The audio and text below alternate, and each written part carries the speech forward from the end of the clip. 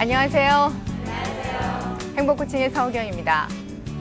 우리가 살아가면서 자기 일에 열정적인 사람들을 만나면 우리도 모르게 마음속에 감동을 받습니다. 열정은 우리 삶의 활력소가 됩니다.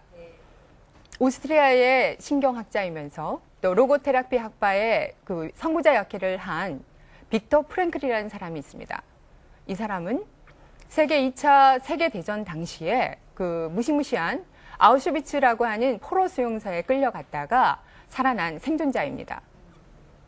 이분은 그 수용소에 끌려가면서 자신이 평생 동안 모은 그 원고를 다 압류당하고 그리고 그 수용소에서 정말 매일마다 죽음의 고통을 당합니다. 근데 이 사람이 그 수용소에서 어떤 일이 생겼냐면 종이 조각을 발견하면 할수록 거기에다가 글을 쓰기 시작을 했습니다. 글을 쓰다 보니까 어느 순간 이 사람이 정말 내가 이 수용소에서 살아서 나가서 지금 이 내용들을 반드시 글로 쓰고 싶다라는 마음속에 깊은 열정이 새겨나기 시작합니다. 결국 이 빅터 프랭클이라는 사람은 자기가 글로 쓰고 싶은 그 깊은 열정을 가지고 포로 수용소에서 살아나왔다라고 고백을 합니다. 우리가 살아가면서 어떤 일에 열정을 가지고 나면 그 열정은 나에게 힘을 북돋아주고 또 살아갈 의미를 주기도 합니다. 오늘의 주제는 바로 열정입니다.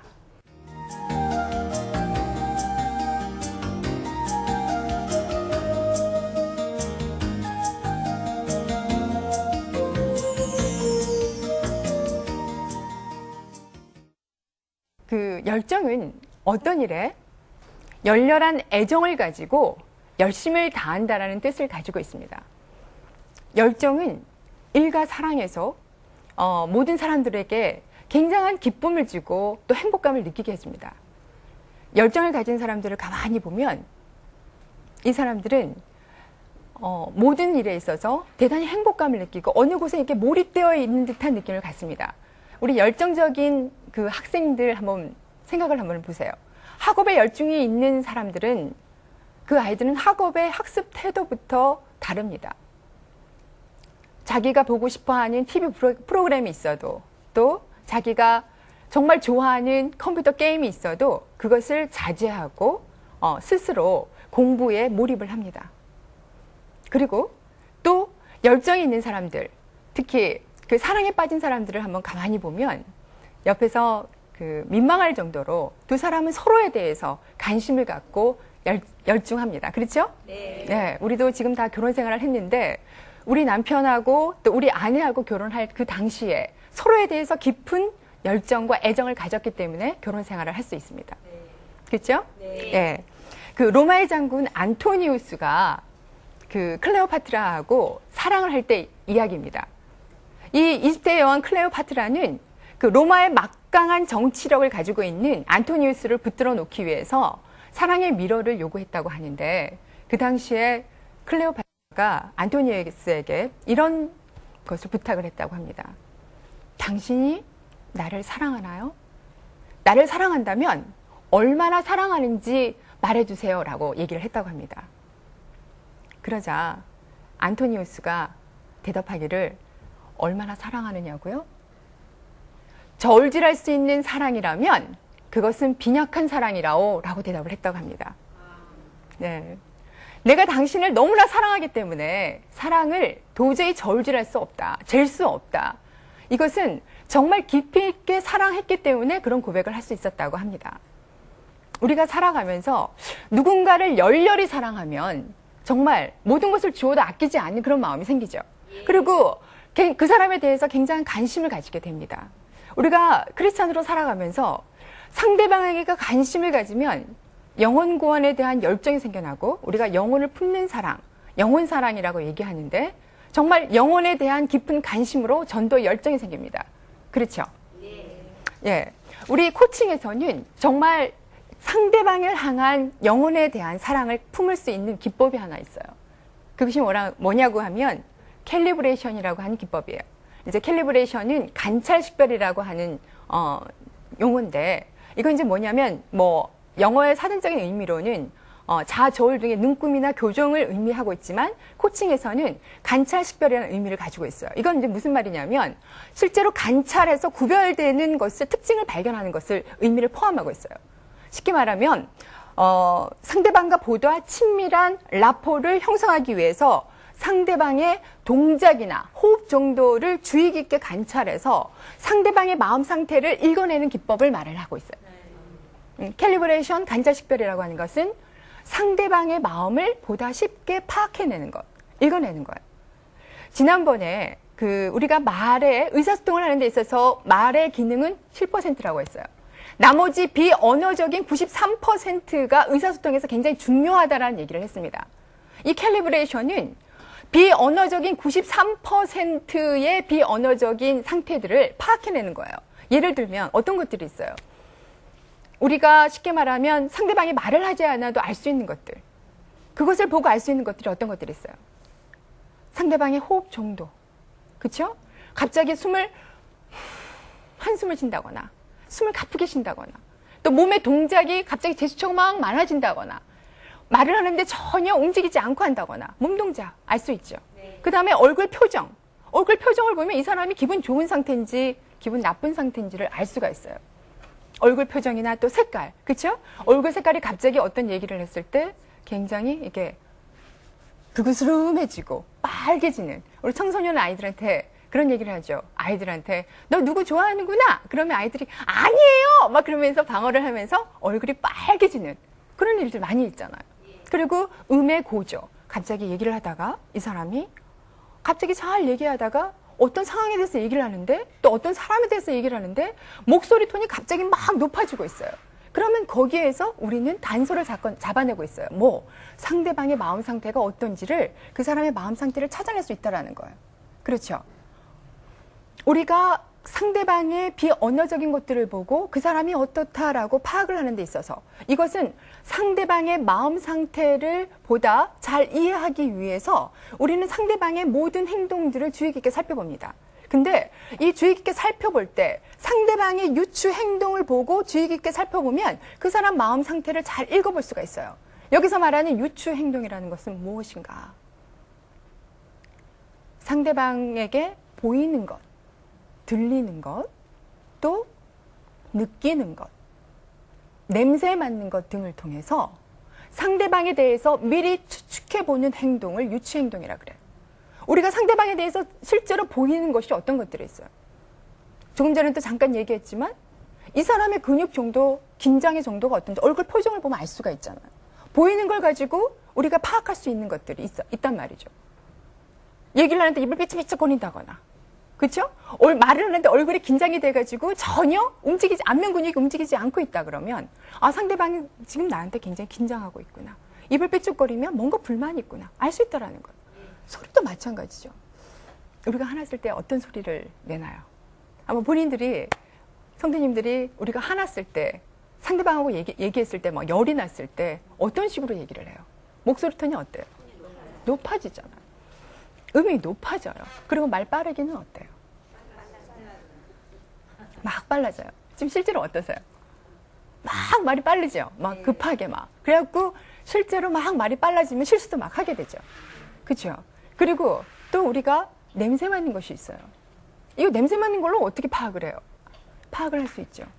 평상시에 향수를 잘 뿌리지 않는 사람이 향수를 막 과도하게 뿌린다거나 또 상대방을 만났는데 알코올 냄새, 술 냄새가 확 물씬 풍기다거나 그러면 우리가 그 사람하고 말은 하지 않아도 그 사람 상태가 어떤지를 좀 파악을 할 수가 있단 말이죠. 그렇죠? 네. 또 어떤 것들이 있어요. 느낌, 체감. 느끼는 것이 있어요. 상대방에게 이 사람이 긴장을 어떻게 하고 있는지 갑자기 온몸에 긴장이 이렇게 있는 것이 느껴진다라거나 갑자기 얘기를 하는데 어때요? 지금 코끝에 이렇게 땀이 송송송송 맺히는 그런 것들이 보인다거나 그럼 이 사람이 굉장히 지금 긴장하고 있구나. 어떤 경우는 피부가 굉장히 드라이해요. 건조하게 느껴진다거나 머리카락에 윤기가 하나도 없이 까칠하다거나 그러면 이 사람이 지금 굉장히 뭔가 마음고생이 심하구나. 우리가 그런 거를 읽어낼 수가 있단 말이죠. 그러니까 캘리브레이션은 상대방의 마음 상태를 이렇게 파악해내는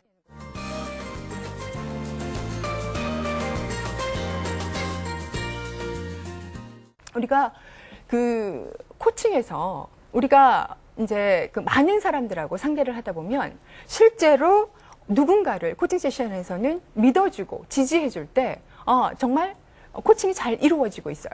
근데 그걸 캘리브레이션을 한다고 할 때 상대방하고 무언가 상대방의 모든 상태를 파악해내는 데 있어서 주의할 것이 하나 있어요. 뭐냐면 섣부르게 나의 주관적인 판단으로 이 사람이 이렇구나. 얼굴 표정을 보니 저건 틀림없이 이것은 저 사람이 나에게 예를 들어서 거짓말을 한 것이 틀림없어. 이런 주관적인 판단을 함부로 내리지 않도록 하는 거. 이거 굉장히 중요한 거예요. 여러 가지 종합적인 것을 보고 판단을 내리도록 하는 게 굉장히 중요하다. 우리가 캘리브레이션이라고 하는 것을 쉽게 우리가 주변에서 사용해 볼 수 있는 기법들이 있어요.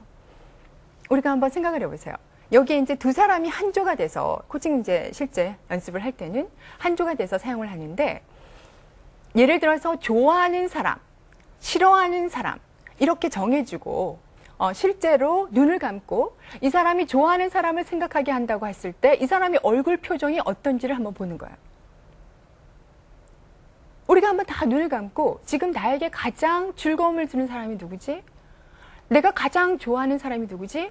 나에게 가장 행복감을 주는 사람이 누구지를 한번 생각을 해보세요.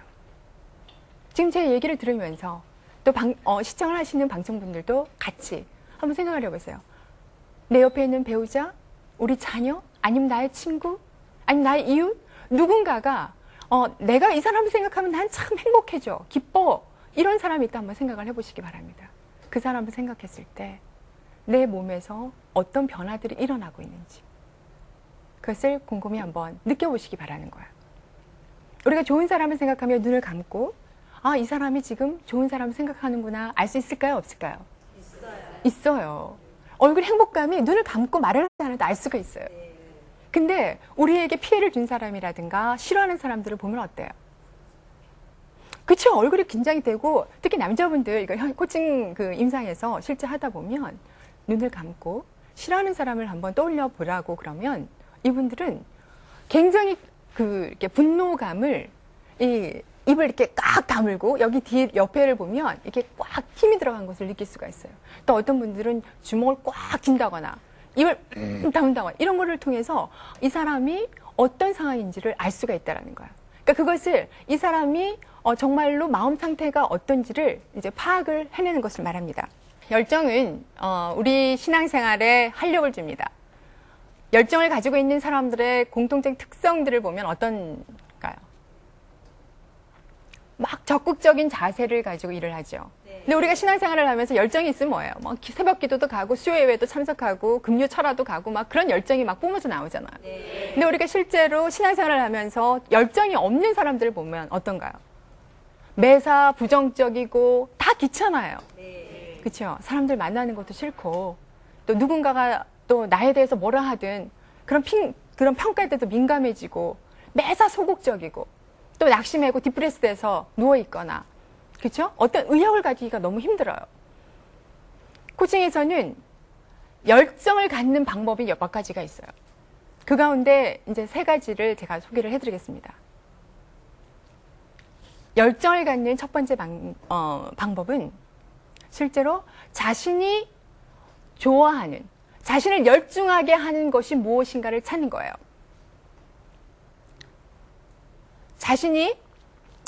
자신을 열중하게 하고 또 자신이 무언가에 빠져 있을 때 나로 하여금 행복하게 하는 것이 무엇인가. 자, 그것이 무엇인지 한번 찾아보세요. 내가 책을 읽을 때, 또 내가 음악을 들을 때, 누군가 이야기를 할 때, 아니면 내가 술을 놓을 때, 아니면 뭐 TV를 볼 때, 요리를 할 때, 무언가 내가 열중하고 있는 것이 있다라는 거예요. 그것이 무엇인가를 우리가 한번 찾아보자는 거예요. 그 좋아하는 일을 보다 자신의 성장과 연결시켜서 한번 생각을 해본다면 나는 열정을 가질 게 없어요. 나는 TV만 보면 너무 정신이 없어. 왜? TV를 보는 것이 나쁜가요? 그게 아니라는 거죠. TV를 보면서 거기에서 유익한 정보를 얻고 자기 거를 만들고 또 TV를 보면서 또 새로운 관점으로 자기가 살아갈 수 있는 것들은 얼마든지 긍정적으로 성장할 수 있게 만들 수 있는 거는 길이 많다라는 거예요. 자신이 좋아하고 자신이 열중을 가질 수 있는 것이 무엇인가를 찾아보자는 거예요. 두 번째, 강력한 비전을 만들어 보자입니다. 하나님은 우리에게 각자의 분량대로 사명감을 주시고 또 하나님은 우리에게 어떤 비전을 주었는가, 열정을 갖기 위해서는 내가 하나님이 나에게 주신 사명감, 비전을 우리가 찾아내는 거예요. 첫 시간에, 행복코칭 첫 시간에 제가 크리스찬 코칭은 무엇이라고 설명을 했어요. 저 얼굴 표정들을 보니까 다 잊어버리신 것 같아요. 크리스찬 코칭은 하나님이 우리를 향한 목적이 무엇인지, 하나님의 뜻을 이루어 드리기 위해서 하나님의 사람들을 도와주는 거라고 했어요. 생각나세요? 생각이 안 나시는 것 같아서 다 오른손 들고, 자, 제가 코를 보면 뭐를 생각하라 그랬어요? 하나님의 목적을 생각하라 그랬어요. 그쵸? 하나님의 비전을 생각하라. 그래서 코를 보면 코, think, 하나님의 목적을 생각하라. 하나님의 비전을 생각하라. 코, think. 생각하세요? 네, 이제 잊어버리지 마세요. 네, 좋습니다. 자, 그리고 다음은, 세 번째는 열정을 갖기 위해서 어떻게 해야 되느냐. 우리가 열정을 갖는 사람들을 자주 만나도록 하는 겁니다. 자, 내가 자꾸 우울증에, 내가 정말 요즘 많이 힘든데, 내가 다운되어 있을 때 계속 슬퍼하거나 인생을 비관적으로 살아가는 사람들을 만나면 어때요? 같이 다운이 돼요. 그 인터넷을 보면 그 자살 모임들 있잖아요. 그 무시무시한. 같이 그런 사람들 모여요. 그것이 아니라 열정을 갖기 위해서는 주변에 적극적이고 밝고 열정적인 사람들을 만나라는 거예요. 그것을 책을 통해서든 사람을 통해서든, 또 지금 방송, CTS 방송을 보면서 정말 목사님 좋은 설교 말씀 들으면서 내 안에 열정을 갖는 거예요. 쉽게 우리가 주변에, 내 주변에 나에게 힘을 주는 사람이 누가 있지? 나에게 열정을 주는 사람이 누가 있는지를 한번 생각을 해보세요. 그들을 만나고 오면, 아, 그래, 내가 좀 더 이렇게 살면 안 되지, 좀 신나게 좀 살아야 되겠다, 이런 마음이 든다는 거예요. 네. 그쵸? 네. 제가 얼마 전에 학교에서 한 장로님을 만났는데, 이분은 이제 대학원에 와서 박사과정을 공부를 하는 분이세요. 이제 내일 모레가 해가 비세요, 이분이. 근데 이분이 공부하는 게 힘들지 않냐고 그랬더니 너무너무 행복하다. 회사에 이제 일찍 조기 이제 퇴직을 하시고, 이분이 학교에서 이제 뒤늦게 박사 공부를 하면서 인생의 또 다른 것을 느끼고 있다.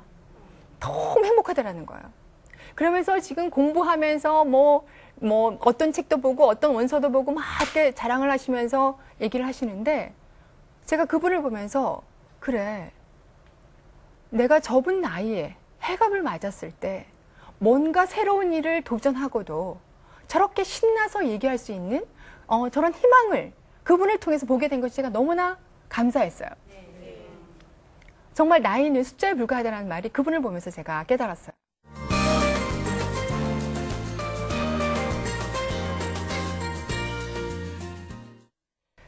실제로 나는 열정적인 사람인가 라는 생각을 해보게 됐다는 거죠. 저는 이제 그 학기가 끝나면 대학교에는 그 학생들이 강의 평가를 하잖아요. 하고 나면 아이들이 제일 많이 이제 저에게 주는 피드백이 교수님의 열정적인 강의, 뭐 열정적인 태도, 그렇죠? 열강 잊지 못할 것 같아요. 뭐 계속 열정이에요. 그래서 제가 그거를 그러니까 몇 년 동안 계속 그 열정과 관련돼서 피드백을 받고 나서 제가 가만히 생각을 해봤어요. 아니, 내가 왜 이렇게 열정적이라는 이 단어와 관련돼서 많은 사람들이 저한테 평가를 할까? 가만히 생각을 해보니까 제가 33살에 그 청년 예수 그리스도, 그분이 함께하고 있구나. 그분의 열정이 내 안에서 상대방에게 전달되는구나 라는 생각을 했어요. 그래서 그것을 깨닫게 되면서, 아, 우리가 예수님의 열정을, 예수님의 심장을 갖고 있으면 그것이 다 전파되는구나. 크리스찬들은 우리가 정말 힘이 없다고, 낙심되어 있다고 다운이 되어 있는 게 아니라 마음속에 열정을 가지고 그 열정을 전할 수 있는 그런 자세가 필요하구나 라는 생각을 했어요. 우리가 캘리브레이션을 지금 제가 설명하면서 열정과 관련돼서 여러분들에게 열정을 갖는데, 또 다른 기법 하나를 소개를 하겠습니다. 이제 주관적 몰입이라고, 어소시에이션이라고 하는 기법입니다. 이 주관적 몰입은, 마음이 편안하고 안정된 상태에서, 정말로 자기 자신에게 충분히 몰입할 수 있는 상태를 말합니다. 이 주관적 몰입의 목적이 있어요. 이 주관적 몰입은 자기 스스로, 자기 감정을 어떻게, 내적 자원이 충만한 상태로 바꾸기 위해서 자기 자신을 몰입할 수 있도록 훈련하는 것에 있습니다. 내가 내 감정을, 자, 내적 자원이 아까 충만한 상태라는 것은 뭐야? 우리가 굉장히 만족스러운 상태, 그렇죠? 행복한 상태, 사랑이 넘치는 상태, 이런 넘치는 상태로 만들기 위해서 충분히 몰입하는 것을 말하고 있습니다. 우리가 실제로 자기 자신에 있어서 충분히 그 몰입을 하고 열정을 가진 사람들을 성경 속에서 찾아보면 많은 인물들이 있어요. 그렇죠? 저는 성경 속에서 다윗이 하나님께 감사와 찬양을 드렸던 그 찬양의 열정. 오늘 또 아침에도 이제 시편을 읽고 나오면서 굉장히 좀 감동을 받았는데, 다윗의 열정. 또 전도의 사명을 띠고 정말 전 세계를 돌아다니면서 복음의 열정을 가지고 있었던, 전도 열정을 가지고 있었던 바울. 또 십자가에 거꾸로 매달리기까지 정말 주님의 나라, 하나님 나라를 선포하고자 했던 베드로. 그렇죠? 베드로의 열정. 또 우리를 십자가에 못 박혀 돌아가시기까지 우리를 사랑했던 예수 그리스도 영원 구원에 대한 열정. 이 모든 열정은 모든 사람들에게 감동을 줍니다. 일반적으로 주관적 몰입을 하는 데 있어서 크게 이것을 실제로 내가 적용을 하는 데는 이제 보통 4가지 순서대로 진행을 합니다. 편안한 상황에서 이제 이것을 천천히 시간을 좀 가지고 있다면 우리가 함께 해보면 너무 좋습니다. 내가 정말 뭔가 열심을 가지고 몰입을 하려고 하면 마음을 일단 편안하게 안정을 시키고요. 그리고 나서 내가 즐거웠던 경험, 나를 정말 행복하게 했던 경험, 내가 무언가 몰입해서 열정을 가지고 했던 것이 무엇인지를 한 기억을 찾아내는 거예요. 한번 지금 나에게 이걸 할 때 난 정말 열심으로 일했어. 지금까지 살아오면서 언제 내가 가장 열정적으로 일했는가, 그 기억 하나를 한번 떠올려 주시기 바랍니다. 그 기억 하나를 떠올려 주시면 그때 그 상황에 무엇이 보였는지, 또 그때 무엇이 들렸는지, 그리고 어떻게 느껴졌는지를 충분히 한번 그려보는 거예요. 우리가 열심히 일했던 또 아니면 즐거웠던 경험, 이런 것들을 생각을 하면 우리 마음이 어때요? 실제로 굉장히 행복해지잖아요. 네. 그러면 그 기분을 충분히 느껴보는 거예요. 느끼면서 그것을 자신의 무의식에, 잠재에 좋았던 그 느낌을 어때요? 집어넣습니다. 그리고 필요하면 이 느낌을 기억해내기 위해서 자주 그 느낌을 기억하도록 훈련을 합니다. 이제 우리가 주관적 몰입에서는 충분하게 좋았던 경험을 기억해내고, 그리고 그것을 그 당시에 어떤 상황이었는지, VAK라고 하는데 보이고, 듣고, 느끼는 이 질문을 또 던지고, 그러고 나서 그것을 충분하게 느껴보고 자기 무의식 세계에 앞으로 이것이 나의 내적 자원이 되어주겠니? 내가 만약에 열정을 생각했다면 내가 맞아, 그때 이 경험, 우리가 그러잖아요. 아이들이 학교를 다닐 때 예전에 100점을 맞았던 경험이 있어요. 그럼 어때요? 그 100점을 맞았던 그 기억을 생각하게 하면 아이들이 자신감이 생기잖아요. 예. 그렇잖아요. 우리가 남편하고 막 싸울 때도 좋았던 기억을 생각을 하면 어때요? 기분이 좋아져요. 자꾸 이제 그 좋았던 것들을 우리 내적 자원에다 넣습니다. 우리 안에서, 우리 마음 상태 안에서 자원이 되게 해달라고 부탁을 하는 거예요. 이제 요즘 체육에 대해서 또 전 세계적으로 운동에 대해서 관심이 굉장히 높습니다. 네. 그렇죠? 네. 일본에 이제 운동화를, 정말 전 세계 농구화를 전 세계에 알린 하치로라고 하는 한 기업가가 있어요.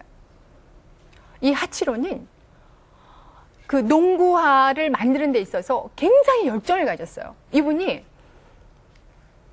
운동선수들, 농구선수들을 찾아가서 실제로 운동화를 신고, 농구화를 신고 경기를 했을 때 어떤 단점들이 있는지를 실제로 가서 다 찾아보고 그들을 직접 다 만나고 또 와서 연구하고, 그러면서 농구 선수들이 농구를 볼에 넣을 때 너무나 미끄러져서 잘 들어가 슈팅이 잘 안 될 때가 있습니다.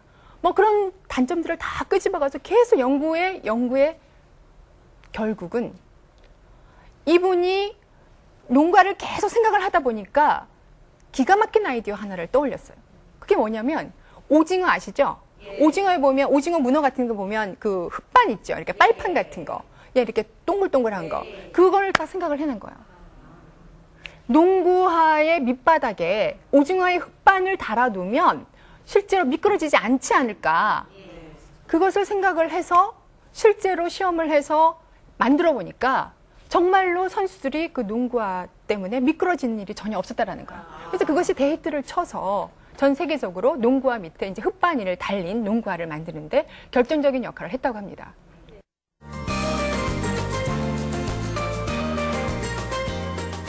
우리가 오늘 이제 여러 가지 상대방의 열정을 갖는 방법에 대해서 캘리브레이션이라고 하는 관찰 식별과 주관적 몰입에 대해서 우리가 배웠습니다. 우리가 살면서 정말 주님의 일에 열정을 갖고 우리가 살아간다면 우리의 삶은 어떠해야 되는지 우리가 한 번쯤 생각을 해볼 필요가 있습니다.